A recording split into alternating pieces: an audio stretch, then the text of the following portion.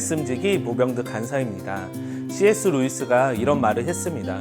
새로운 목표를 세우거나 새로운 삶의 꿈을 꾸기 위해 결코 늦은 때란 존재하지 않는다. 9월의 첫날 오늘도 말씀으로 하나님과 친밀해지는 삶을 시작하는 여러분 모두를 응원합니다.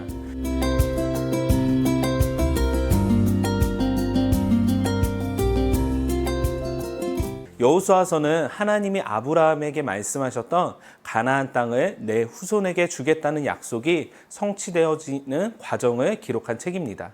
여호수아서는 이스라엘 백성이 요단강을 건너 약속의 땅 가나안에 들어가고 전쟁을 통하여 그 땅을 차지하며 여호수아가 12지파에게 그 땅을 나눠준 사실을 기록하므로 하나님의 약속이 성취되었음을 알려주고 있습니다.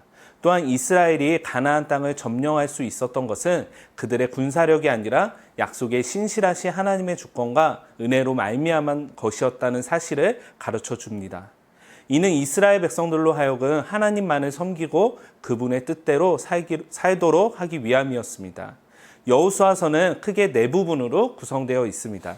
첫 번째는 여호수아가 이스라엘 백성을 약속의 땅 가나안으로 인도하고 정복 전쟁을 준비하고 있는 부분입니다.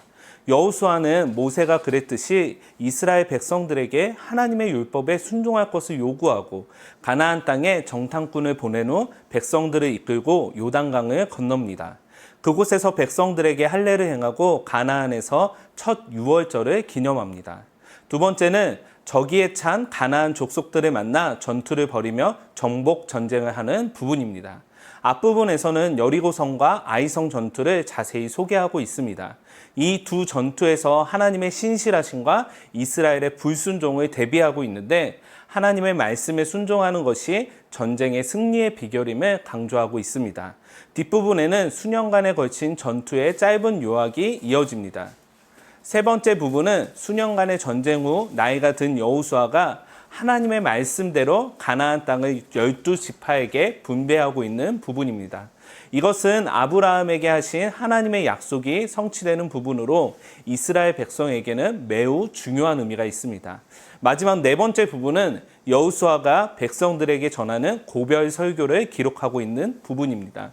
여호수아는 백성들에게 그들을 약속의 땅으로 인도하고 가나안 족속으로부터 구하신 하나님의 은혜를 상기시킨 후 가나안의 우상들로부터 돌이켜 하나님과 맺은 언약에 신실하라고 요구합니다. 만약 그렇게 한다면 그들은 약속의 땅에서 생명과 복을 받게 되지만 그렇지 않는다면 그들 또한 가나안 족속들처럼 심판을 피할 수 없음을 경고하고 있습니다. 여호수아서의 주요한 특징을 이해하기 위해서는 우리는 한 가지 질문을 던져야 합니다. 왜 하나님은 가나안 땅을 정복하고 그들을 진멸하라는 명령을 하셨을까라는 것입니다. 그 당시 바알신을 섬기는 가나안 백성들은 매우 음란하고 도덕적으로 타락한 삶을 살았습니다. 그것은 하나님이 도저히 견딜 수 없는 지경이었습니다. 따라서 이 명령은 그들의 죄에 대해 심판하는 것이며 이스라엘 백성들의 거룩함을 유지하려는 목적을 위한 것이었습니다. 이 전쟁은 단순한 국가 간의 침략 전쟁이 아니었습니다.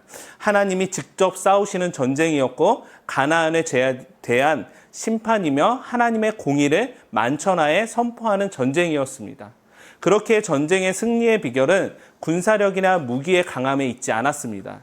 오로지 하나님 말씀에 대한 순종 여부가 승리의 비결이었습니다. 이는 하나님께서 여호수아에게 처음부터 강조하신 말씀에 잘 나타나 있습니다.